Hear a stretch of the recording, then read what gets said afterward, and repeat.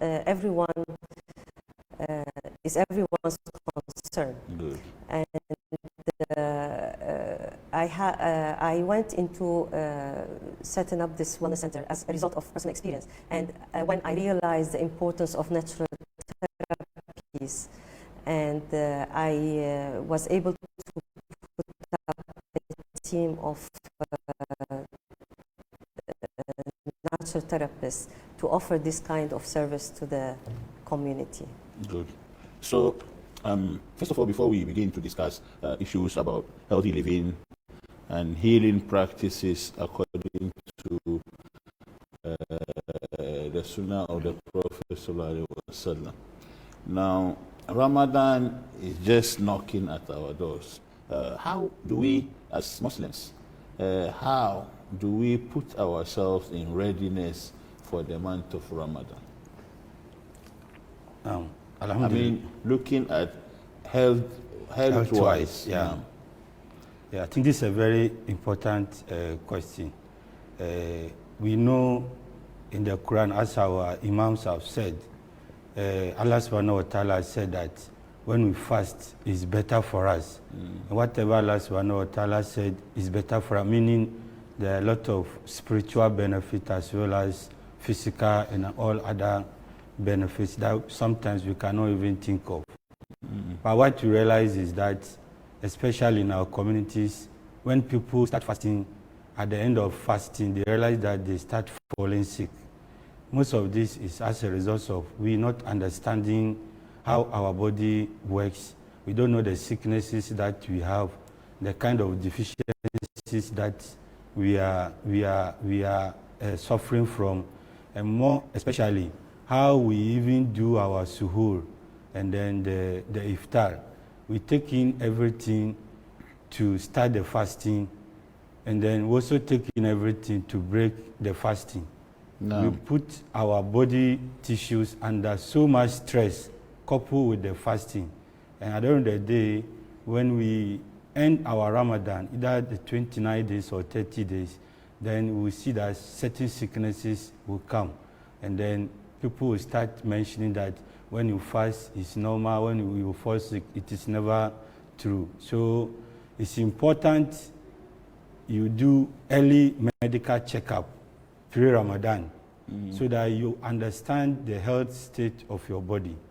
Because sometimes you can even be experiencing the deficiency, like for instance, you can be lacking vitamin B complexes, notably B12, B6. So you start the fasting, you realize that you feel excessive weakness. It's not normal to you, but you feel some kind of excessive weakness, but you think it's the fasting. So before you realize, you keep on compounding your issue, and that can complicate your health condition. So in a nutshell, what I can say is that we have to seek early health care during this month that we are in, before the Ramadan. We should also start. Make sure that yes, you are very ready health-wise for Ramadan. Yes. But Doc, before I go to Madam Mike, let me ask you this question. We know certain categories of people are exempted from fasting of Ramadan. Now, one group of people are the sick people. Yeah. But somebody will say that, oh, me, I am sick, though I am exempted, but I can't live without fasting. So is it harmful when you do that? Yeah. When you are sick, it's not for you to determine your sickness. No. So if you look at the hadith of the Prophet, I think there's a narration that even the Prophet Muhammad Sallallahu Alaihi Wasallam has recommended that whenever you are sick, you should seek help from a professional or expert. Exactly. So it's not for you to sit home and think that you have ulcer, you have hypertension, you are to seek expert care. So when you are seeking the care from the expert then based on the expert advice, that is the only basis that you can rely your sickness on. Because we know fasting can also help to heal some kind of ailment. So how will you know whether the kind of sickness that you are having is not the type that even the fasting will promote your healing? So that is why it's important to seek care from the experts so that you will be informed whether you are exempted or not. And inshallah, when you seek care from experts that also understand the Islamic point of view of fasting, it really helps us a lot. And someone who doesn't know what fasting really is.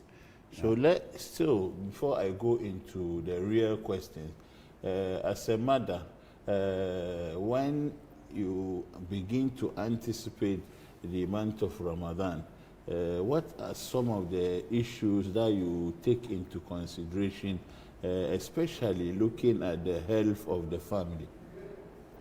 Yes. Of course, Ramadan is always a very important happening in every Muslim family.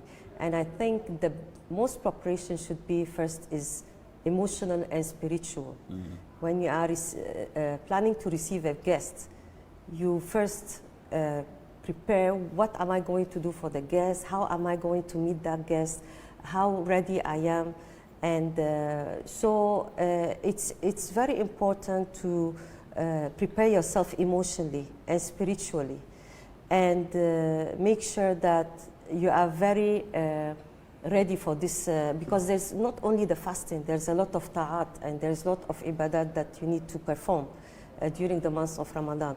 And in terms of food and other things, I personally try to put myself in a mood of a bit of fasting before the fasting, in terms of not thinking too much about food and not being like over concerned about I'm going to eat, because a lot of people fall in this trap that Ramadan becomes all about food.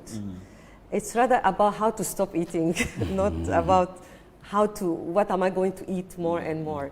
And we will get more into this. But for me, it's more like thinking more about it and preparing myself and the family that, look, there is something, Ramadan is coming, we need to be ready emotionally, spiritually, and physically for it. And of course, making sure that you are in good health before the fasting. You want to make sure that I don't do things that can affect my health maybe negatively, so that I am ready for the fasting. Because, you know, fasting requires some physical energy and effort as well. That's great.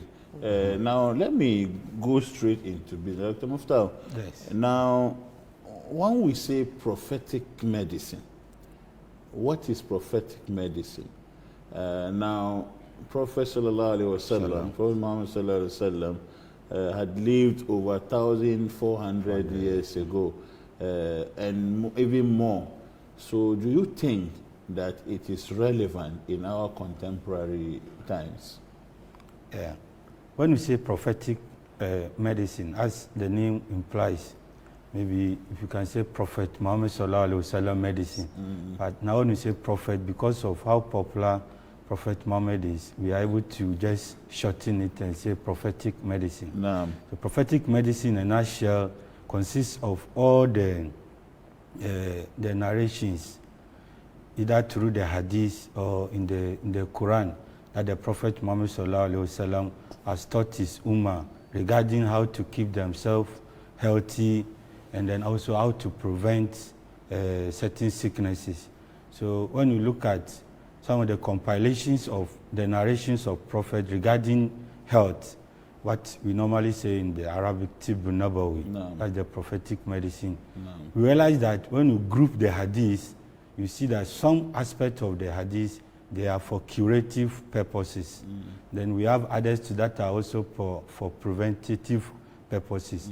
The curative ones are when due to either your negligence or certain things out of your control, you fall sick. What should you do? So when it comes to the preventative aspect, it is what you do that you prevent certain sicknesses. And in prophetic medicine, emphasis is also laid much on the preventative medicine, which includes certain foods that you eat, some of the aspects of your deeds, good moral behavior, your relationship with Allah subhanahu wa ta'ala, your eating habits. When you say eating habit, we are not referring to you eating anytime.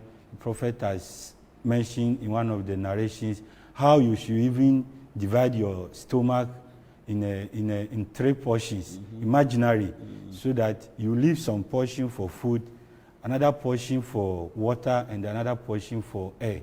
And then how do you know that where you have reached that 1/3 portion for the food? No. Usually when you start eating and then you feel like eat more. Ideally, that is the time you are supposed to stop. But in most cases, even the Muslims, those who even know the Hadith and then the Quran, they will eat to the brim, and they cannot even, sometimes they cannot even lie down. So in a nutshell, prophetic medicine is there to help us Muslims and then even the society at large to keep up to speed with our health. And whether it is being practiced still in the modern society, it's still practiced. But the way it's being practiced, because we don't give reference to the prophets, we sometimes think that it's not being practiced.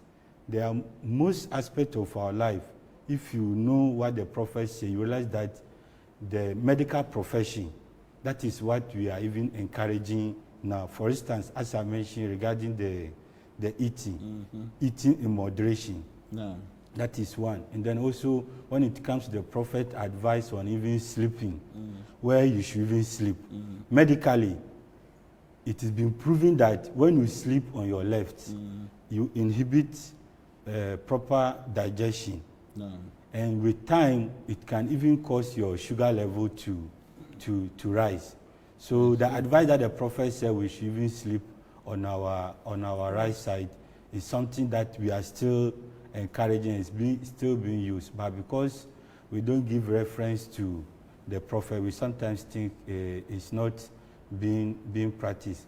But largely, because of modern practice and Western medical practice, and then the infiltration of the Western culture, even the Muslims tend to forget about what the prophets say about how they should keep up with their health. And that is one of the things that we make sure that we practice at our facility. Now, my practice as a natural expert, I look at all the prophetic sayings and then try to put it into practice. And so far, it's been doing wonderful for all my clients. Yeah. Let me come to you, Ajia. I think that it amazes me that as a corporate lady, as a mother and a family woman, you are into various professions. The beautiful mosques we have at KNUST, and then the cantonment police mosques are all part of your handy work. Thank you. Alhamdulillah, it's a blessing. Reward you abundantly.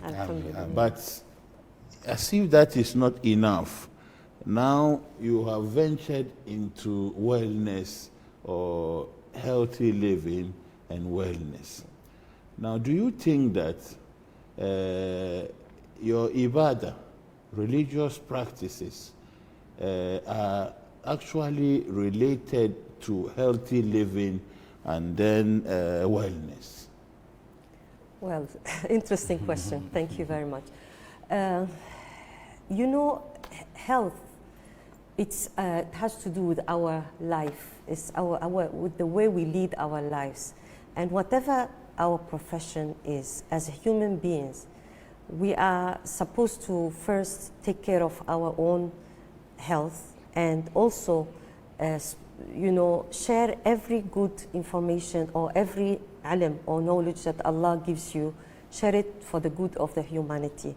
And from this perspective, I see that whatever ilm or whatever knowledge that Allah has given me or resources has Allah given me that I'm able to share with humanity or with the community, whether it is by building a mosque or by setting up a project that is useful for health. I think this is a blessing from Allah that He has allowed me to understand this or to be able to offer these things. So coming back to religious practices, your religion determines your relationship with three aspects of life.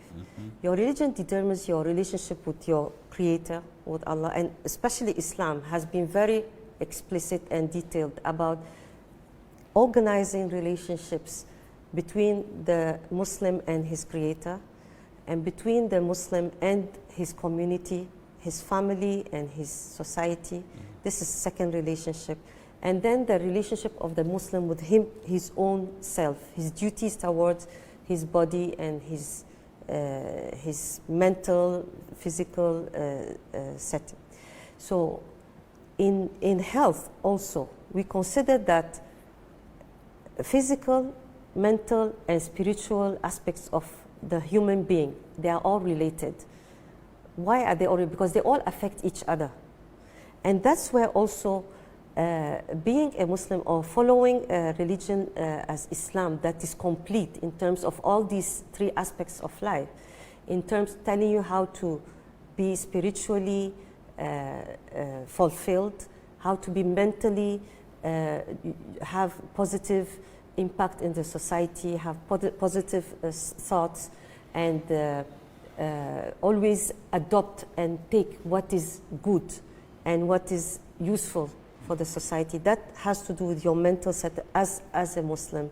And then the physical aspect, we can see that all the ibadat and all the things that Allah has asked us to do, they all have a health aspect of them. How?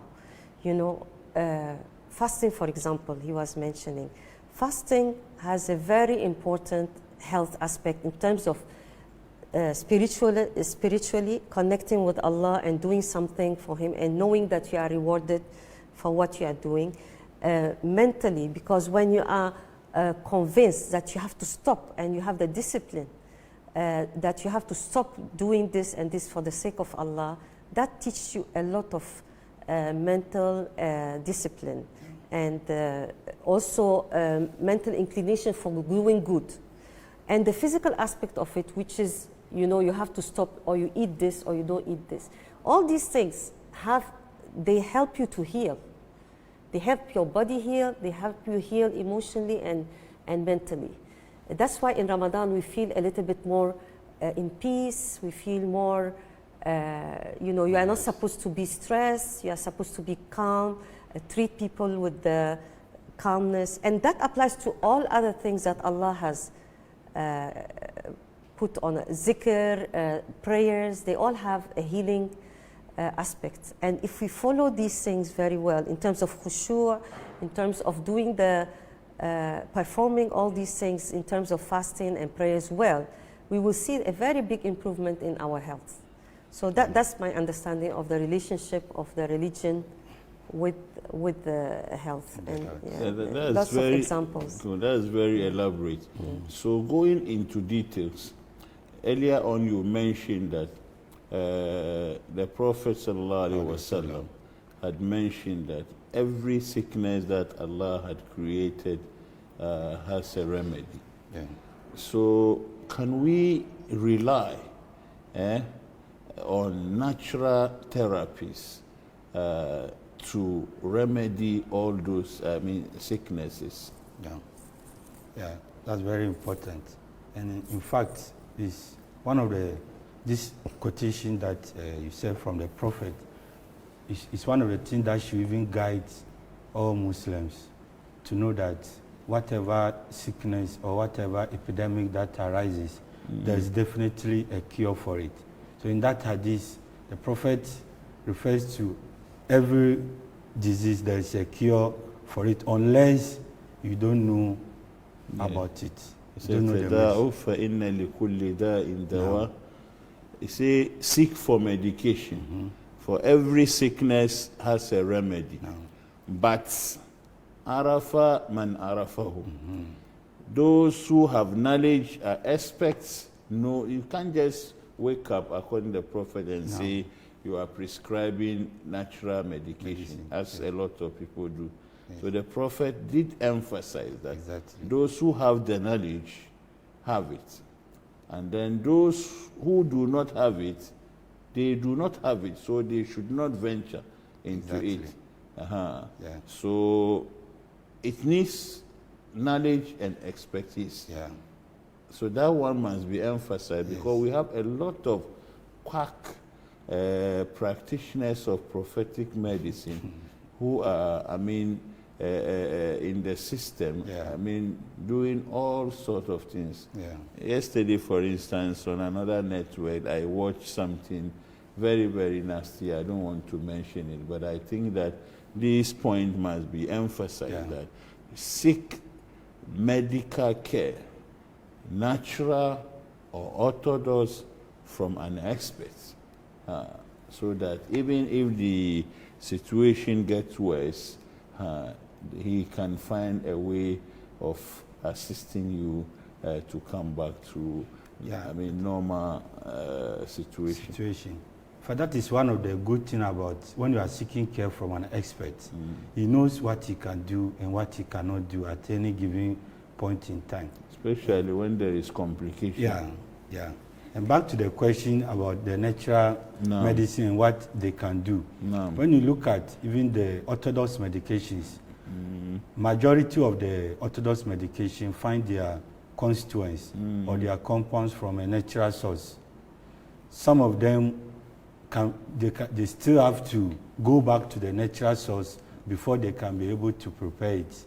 But now most of them, thanks to technology, with the compound, when they are able to isolate from the natural source, they are able to synthesize the compound, a similar one, and they are able to produce the orthodox medications.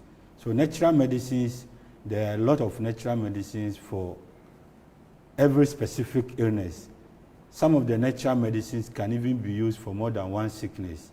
For instance, when you come to Ghana, for instance, what is common is moringa. We popularly use it. Some people even have the plant within their in their homes. Some even use it as their fence. It's a very nutritious plant. And then moringa. Yes, moringa. So how do you call it in the Zongos? Yeah, moringa, the Zongo, they call it jogala or something. Jogala, yeah, okay. Jogala, yes. So it's a popular plant that, in fact, helps a pregnant woman against malaria. Not only her, it also helps the baby because of the numerous vitamins that it contains. And then apart from that, it's also good for the men. When a man takes it, there is a compound within the leaf that is able, we call it glucosinolate, that is able to even prevent the men from having prostate cancer. So this moringa is very good for this condition. But if you don't know much about it, you will just be abusing it. The same moringa too, when the men also take it, it can also cause them sexual weakness. The same moringa that is able to fight malaria and then prostate cancer. That same moringa too, when you take it overdose, it can lower your testosterone level. And the testosterone is one of the hormones that promote libido, enhances the man's libido. If you take it too much, it can also lower your libido. I see. So it will depend on the expertise of the one who is giving you. That will be able to determine the dosage that you need, and then the bioavailability, how much of it will be available within your system, so that you'll be able to get the right benefits from the the natural remedy that you are taking. Yeah. Okay. So, Doc, one other very important question, I think this question should go to Madame Rada.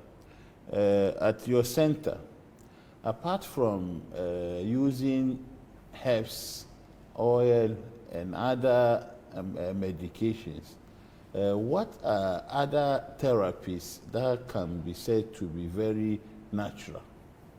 At our center at Lotus, we believe that we believe that the body has its ability to reset itself if it is given the right conditions and the right things that it needs. That's why we try to implement all the natural therapies that has been approved in different cultures, and that has, a good effect on the body. For example, we have an Ayurvedic doctor with us. Ayurveda is a medicine that is practiced in India. And I will not go too much into this now, but it is interesting when you compare maybe Ayurvedic medicine to prophetic medicine. We could see that there's a lot of common principles, you know, like encouraging fasting and how the food is your medicine, to be careful about your digestion. You know, Rasulullah said, Al-Ma'idatu baytu da wal himyatu khayru dawa. Every sickness starts in the stomach.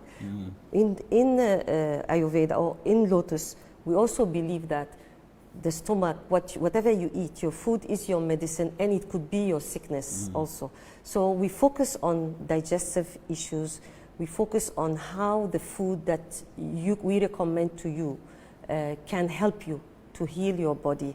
So it's not just about taking a herb here or it's looking at your lifestyle at the beginning. How do you eat? Also, what do you think? How are you very stressed? How your mental health is, your spiritual, all these things, you know, like we need to make sure. And then we see what is the cause of the ailments you are having, okay? And going back to the treatments, we also combine a lot of types of massages, some with oil, some is Ayurvedic massage, some is Japanese massage, something called shiatsu massage. So there are different types of massages targeted for different, whether for pain relief or for stress relief, you know. So these are all therapeutic massages that have been practiced long time ago. So before you even go on, when you mention massages, now if you are practicing prophetic medicine, who does massage for who? We have ladies who do for ladies and men who do for men. I can't imagine a man lying on the stretch. Well, some clients, they like it, but they ask for a male or a woman, but it's available. Those ones, they have hidden motives. Anyway, so when it's done professionally, there shouldn't be any issues with that, because it's done for therapeutic reasons. And we also do cupping. The cupping, there is two types of cupping. One is the dry cupping, which is just the cup and then you draw the vacuum.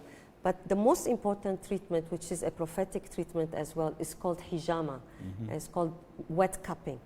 This treatment is one of the maybe neglected sunnah that is very, very important, because it's a very good procedure to relieve toxins from the body. Heavy metals, toxic blood. You know, the blood usually needs to regenerate and you know, renew itself. And then there's a lot of these dead cells remaining in the blood, in the body, that accumulate the toxins in it. So Hijama is a very important, maybe later doctor can explain more about it. It's a very important prophetic procedure that's recommended by Prophet Muhammad sallallahu alaihi wasallam for every person as a prevention and as a cure. It has cure for so many ailments.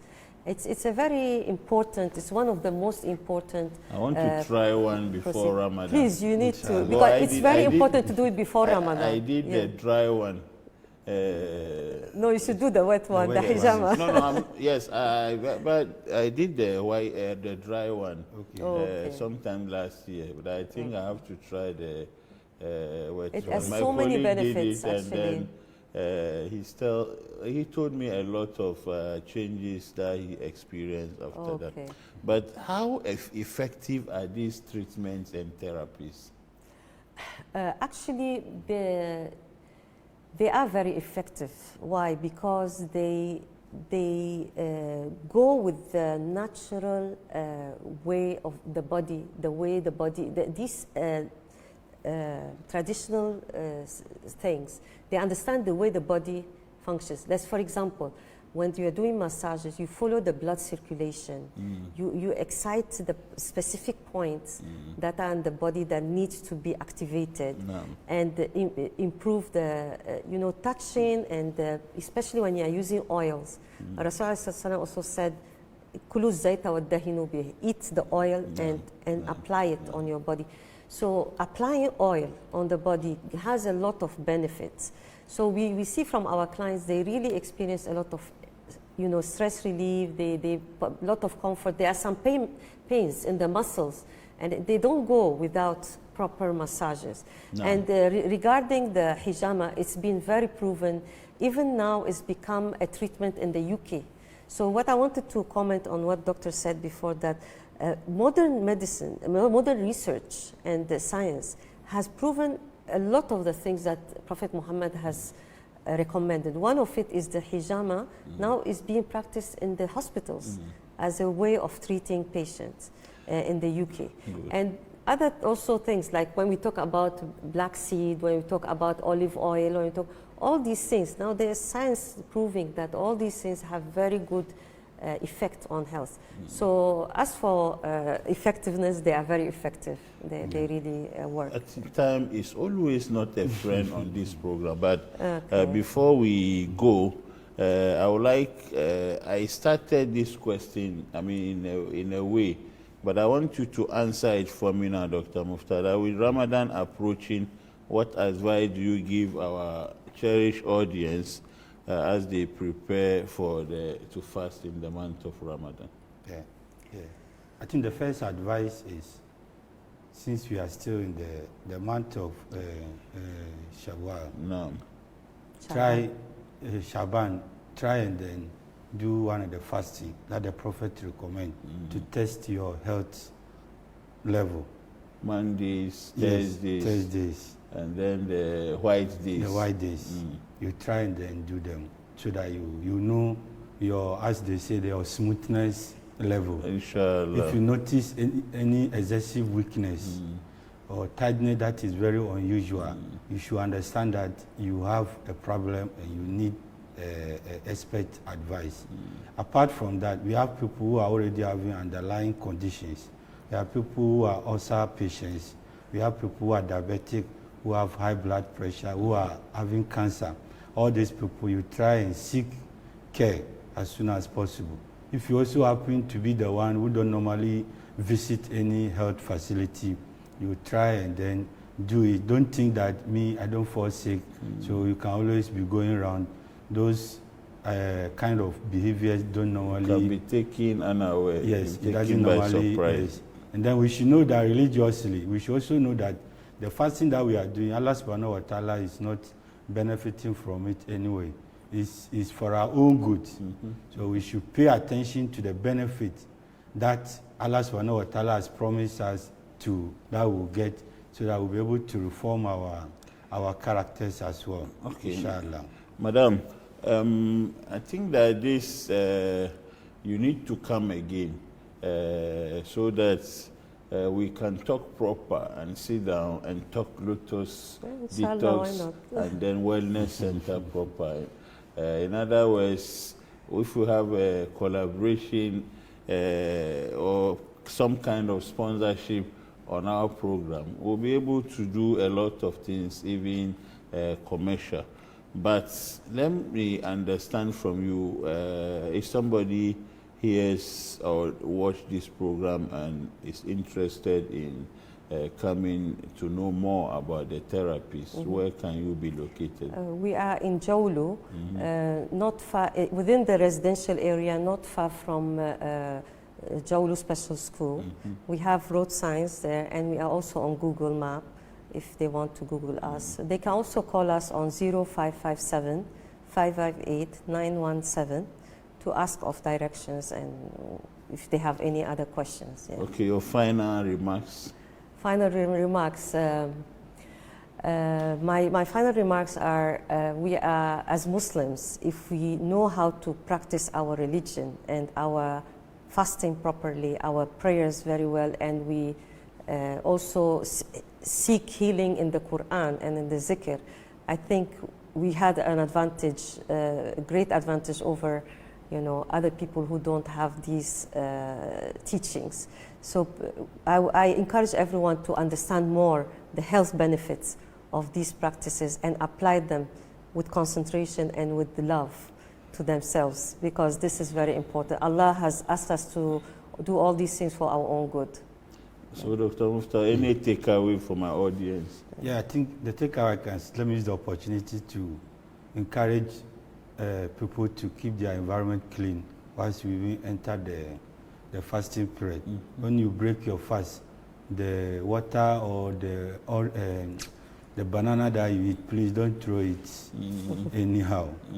Let's inculcate that good habit that the Prophet Muhammad ﷺ wants us to keep our environment clean, because that is one of the approach to good health. Yeah, I think that is what I can say. Viewers, all too soon, we are coming to the end of today's edition of Islamic Belt. Anytime I listen to aspects on health, sometimes within me, I feel some kind of guilt. But if you know you have practicing, you have do some bad practices health-wise, or you know yourself. So I know there are people like me out there. So I'm hopeful that today's show will change or have effect on a lot of people. But if you want to know more, then like Madam had said, look for Lotus Detox and Wellness Center in Jolo. And you have time with Dr. Mufta, Madam May, and then the Indian specialist and more. Until we come your way, same time next week with another interesting edition of Islamic Belt. I have been speaking to Dr. Mufta Muhammad, natural therapist, and then from Lotus Detox. The Lotus is very hard on my list. Really? Yes, from Lotus Detox and Wellness Center. And then I also have Hajia or Madam May, who happens to be the CEO. Assalamu alaikum. My name is Abbas Umar Abdul-Karim. Assalamu alaikum wa rahmatullahi wa barakatuh.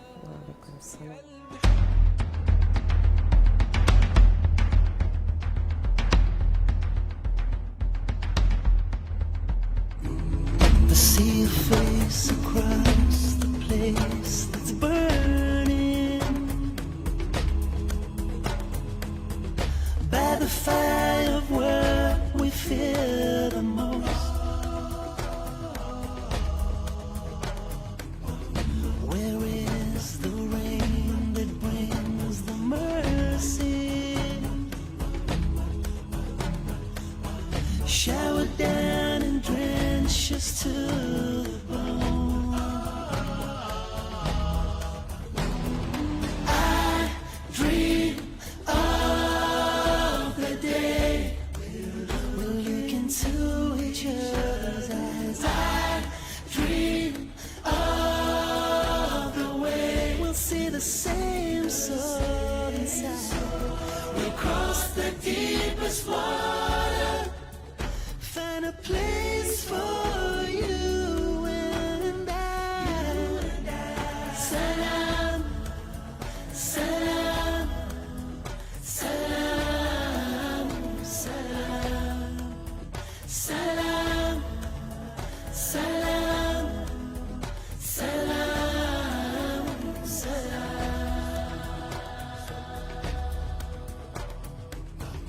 In our deepest, darkest hour of the night,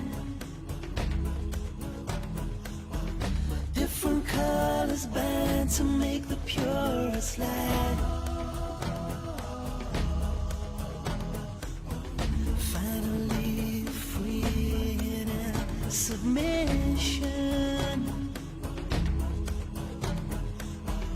to the one with whom our hearts reside.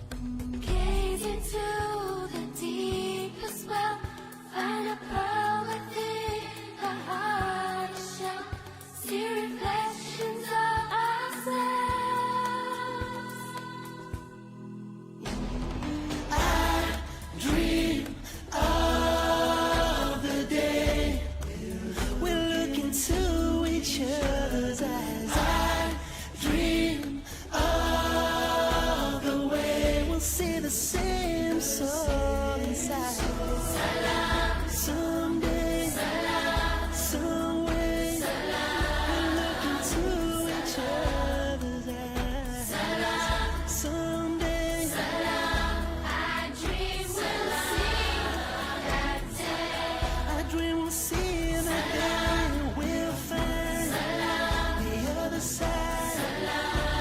Peace for you and I. Salam, salam, salam, salam, salam, salam, salam, salam, salam, salam. Someday, somehow, we'll find our way. We'll find the other side. Peace for you and I. Salam, salam, salam, salam.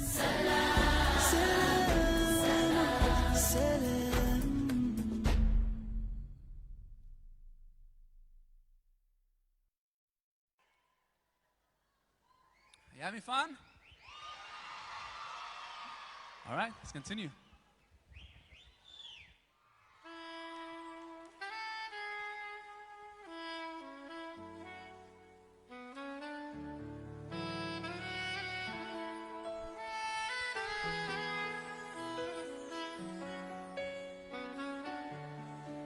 I pray to God, my heart, soul, and body, every single day of my life, with every breath. I solemnly promise to try to live my life for you. Oh Allah, you did revive my soul. You shone your light into my heart. So pleasing you is now my only goal. Oh, I love you so, I love you so, I love you so. Now I know how it's like to have your precious love in my life. Now I know how it feels to finally be at peace inside. I wish that everybody knew how amazing it feels to love you. I wish that everyone could see how your love has set me free. Set me free and make me strong. Oh Allah, I'm forever grateful to you. Whatever I say could never be enough. You gave me strength to overcome my uncertainties and stand firm against all the odds. You are the one who did revive my soul. You showed me light into my heart. So pleasing you is now my only goal.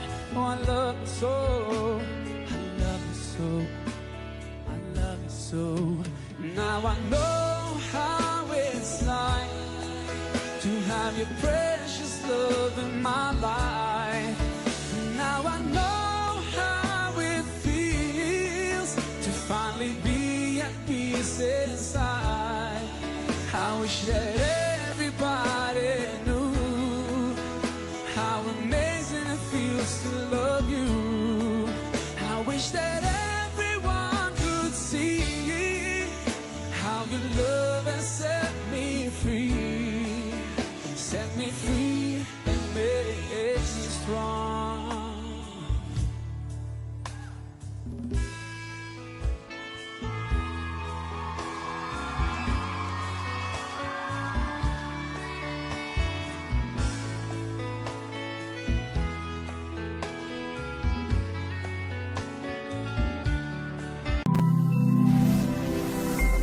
Metro TV, insightful and inspiring moments. For over 2 decades, we have communicated with our audience through our stories. And in the past few years, a new wave of telling stories has emerged. We are evolving, and now more than ever, we bring you more powerful storytelling, engaging and interacting with our audience. people in our communities and around the world. From business and politics to entertainment, culture and sports, we present news from a different perspective. A new way, a new beginning. Metro News, redefining the news.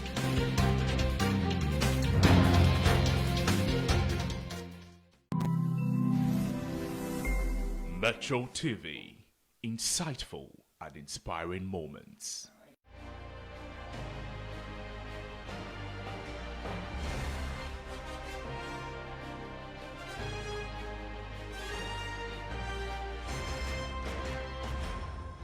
Hello, good afternoon, and live from the Kia Brahima studio here at North Region Accra. Welcome to News Beat on Metro Television. My name is Ifia Fusa. Let's have our top stories now.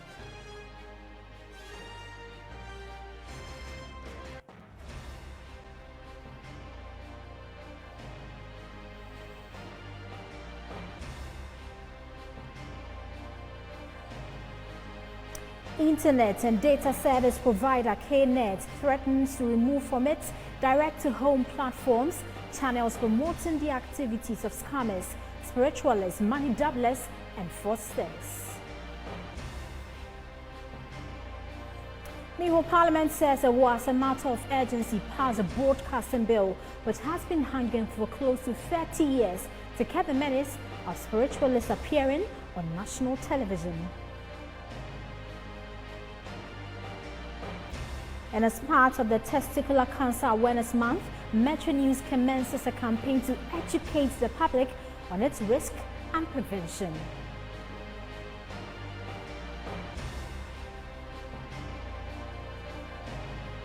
Also in this package, Energy Minister Dr. Matthew Poku-Pempe hints of government commitment to commence a petrochemical hub in the Western region at a cost of $60 billion.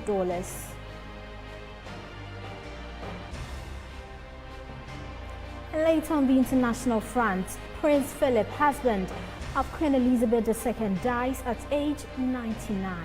We've got details of these stories and many more coming up in the next hour. Please stay.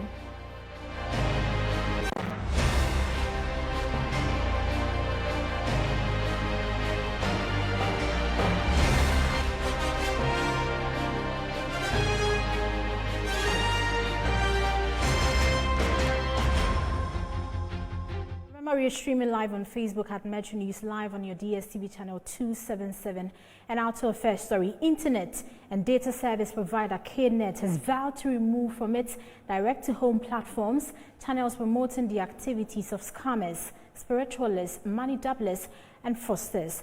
The caution follows a statement from the service provider. We tell you more in the following reports. This caution follows the alleged killing of an 11-year-old boy by juveniles believed to be influenced by money ritual contents in the media. This is contained in a statement from KNet. Portions of the statement read, "In recent days, our attention has been drawn to the fact that some channels on our DTH platform use the medium to promote scammers, fraudsters, juju and occultism, among others. While some of this content is alleged to have fueled 2 young boys to kill yet another younger boy, there should not have been any place for them on the platform in the first place. We strongly advise that if you have been showing any of the content, then please cease and desist in order to restore the values of the platform. Any channel failing to adhere to this directive and utilizing our bouquet license, albeit temporarily, will be left without a cover and as such will be removed from the platform." The statement also reminded the channels to abide by the recent film classification public announcement made by the National Film Authority and backed by the Development and Classification of Film Act 2016, Act 935. And also on the issue, Parliament says it will, as a matter of urgency, work on passing the broadcasting bill to regulate media content. Meanwhile, the 10-year-old boy who was allegedly murdered by 2 teenagers at Kaso in the Central Region for money rituals has been laid to rest. This follows an appeal by Ishmael Abdullah's family to the police to hand over the body for burial in keeping with Islamic traditions. But after a long delay, his body arrived at the family house and subsequently buried. Metro News' Harry Kwesibadu has the rest of the story.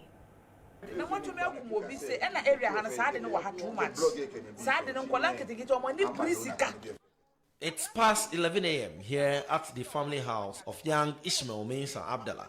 His family wait anxiously for the mortal remains of the 10-year-old boy who was gruesomely murdered by two teens, an 18-year-old and a 16-year-old who happens to be Ismail's neighbor. All is set for the Islamic burial ceremony, but the body of the deceased is yet to arrive. It's been more than 5 hours since family members left for the police hospital to retrieve the body. The family clearly is worried. We are still in a state of sadness. We are still in a state of confusion.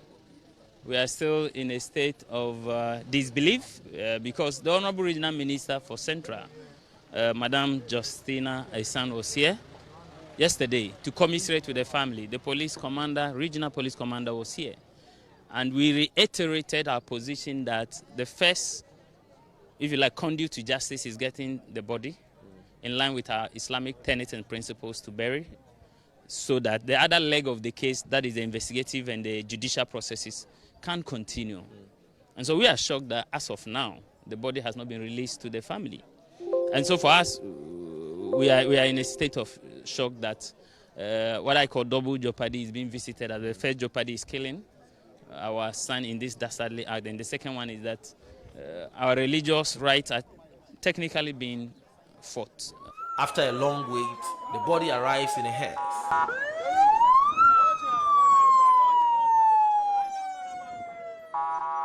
Family and friends can't hold back their tears as the body is moved into the family house for some Islamic rites.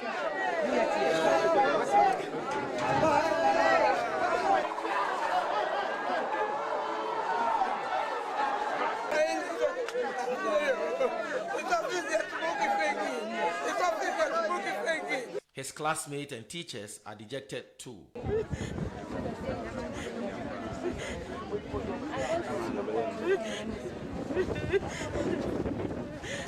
They recount fond memories of intelligent Ishmael. One day I'll never forget is that he's kind. Okay. We like playing to sometimes closing. Then we roam about the school. After that, I'll say that my sir is calling. We should go. We board the bus, then he will go. The time he was in the class, then I went to him that I want money, then he gave it to me. Then I went. Then I went and buy. Then how much did he give you? He gave me 1 CD to go and buy. The time I went and buy, then I was bringing the change. Then the time I bring the change, then I hit him, then I ran. Then if he followed me, I was roaming. Then if he catch me, then he will hit me. That means I'll follow him, then I'll hit him. I would say Ishmael is very caring in class. He likes everyone, he's loving, he's always in school.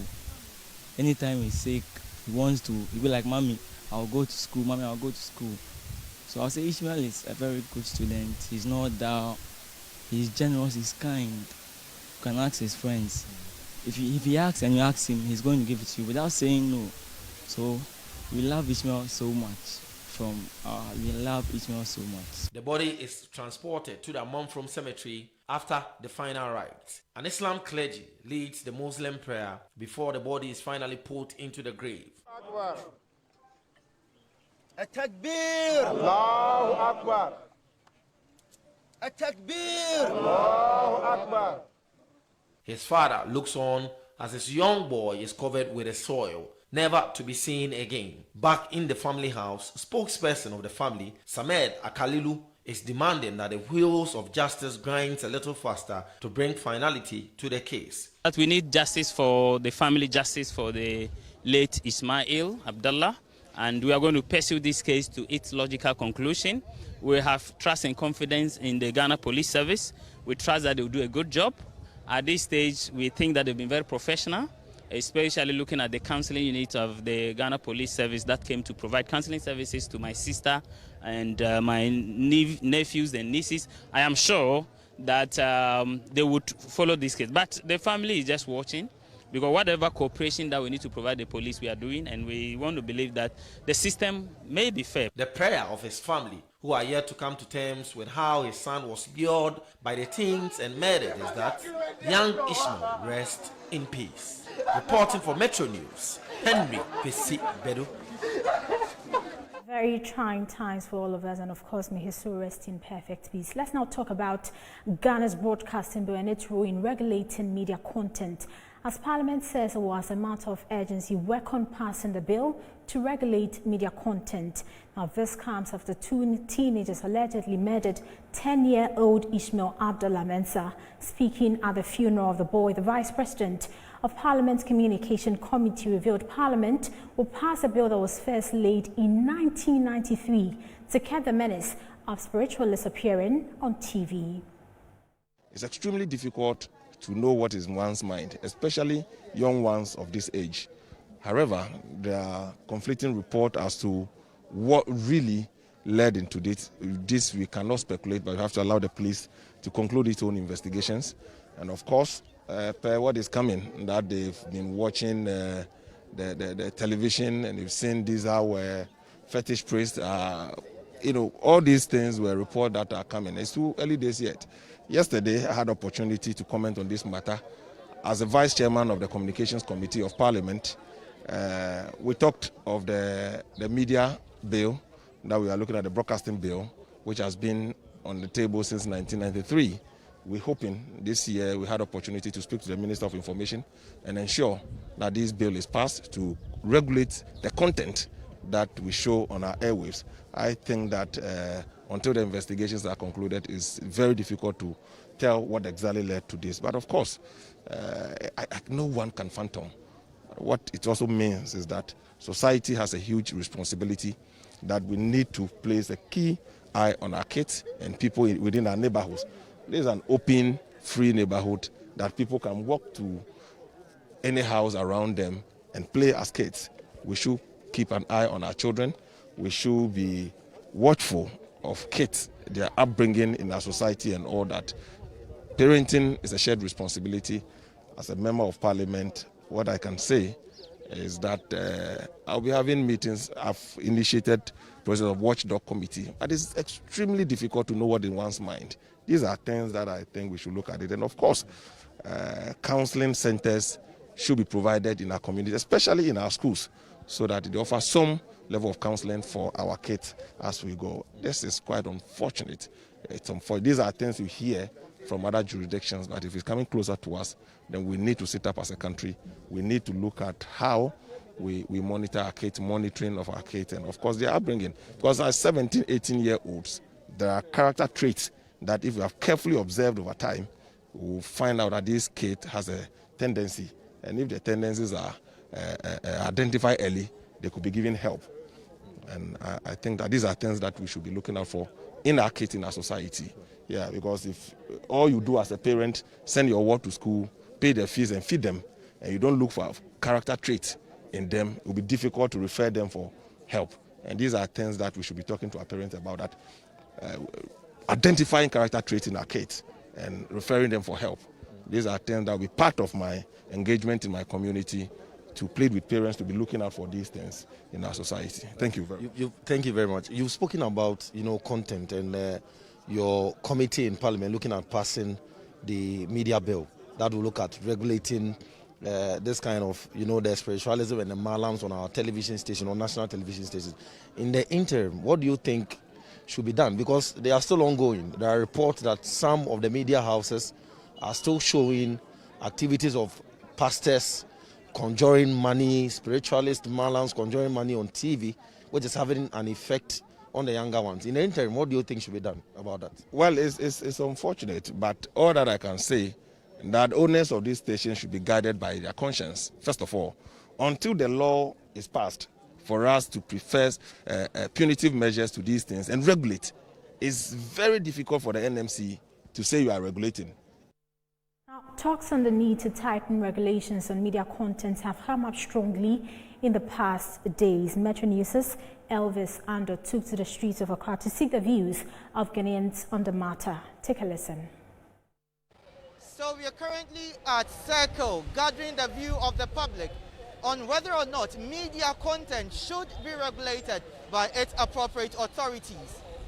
Mema femini dia me mesrem penifo ne se ka be yi a nanka omuntwa sa ne omanimu esen kwala no because wo hwe meyiri ne bay meyiri pay ne bay sika okofai wabobra omoso maduma mo ye ne keten atonsuo oni nukunu na se akwala no oso tv no na se hu se bibise fasika se ebla mema o sei na akwala no tumi fa no mame ati ekotam 3000 Edison ma malam no omo de omo no ma gu screen nanim no asane ama malam no na scan koka ne se wi a na afi wasesa no ma no omo fredu ba bia na malam no ni dia ofo na atem no dia akola na atem akola no kra nim ba bia papa ni pako no kra o hye just pass wo hu TV so eti ni kro nyame anim ye mpanifo no omo hwe no mo nya bibi man. My view, media content should be regulated. It's not right, so for instance, to have TV stations or radio stations broadcasting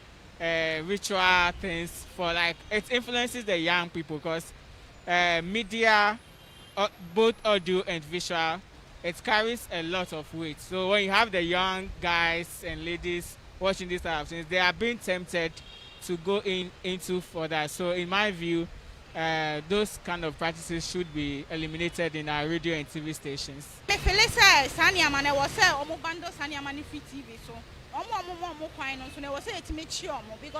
it's a TV, and TV because to be an omotion. Me did this as Sanya Mani Niwa and Kokum Apalaki someone in the We should take them off because our children are learning from it through the media and other stuff. So I think they should cut them off. They should stop. So are you asking that there should be a law that will be passed to regulate activities of the media in terms of the content that they put across? Yeah, there should be a law. So if any of them should be seen on the telly or something, they should stop them. There should be a law about that. I don't think it's right to promote such things because it doesn't help the development of the country. And moreover, they should ban, the government should see to it that all those things must be banned. I should take it off because like it's not good to show that stuff on television. Maybe for instance like some like a small kid will watch that thing and see like he wants to go and do that same thing. So like it's not good. So the government should end it. So you've heard it all, and this is what the public have to say on whether or not media content should be regulated. What is your view on this also? You can join us on Metro News Ghana on Facebook and all social media handles to air your comments. All right, to some health-related matters, testicular cancer happens when cells in the testicles develop mutations that cause them to misbehave. The cells may multiply recklessly and invade areas where they don't belong. This process usually creates a slow-growing, painless lump or firmness in one of the testicles. As we mark the month of April as an awareness month on testicular cancer, Metro News puts a spotlight on what the disease is and what people make of it. Testicular cancer is a disease in which cancer develops in one or both of the testicles. It occurs when germ cells experience abnormal growth. Germ cells, like stem cells, have the potential to form any cell in the body. Normally, the cells lie dormant until sperm fertilizes an egg. If germ cells, which is a sexual reproductive cell, become cancerous, they multiply, forming a mass of cells called tumors that begin to invade normal tissue. When this happens, the cells have the potential to form a variety of embryonic-like features, including but not limited to hair, nails, teeth,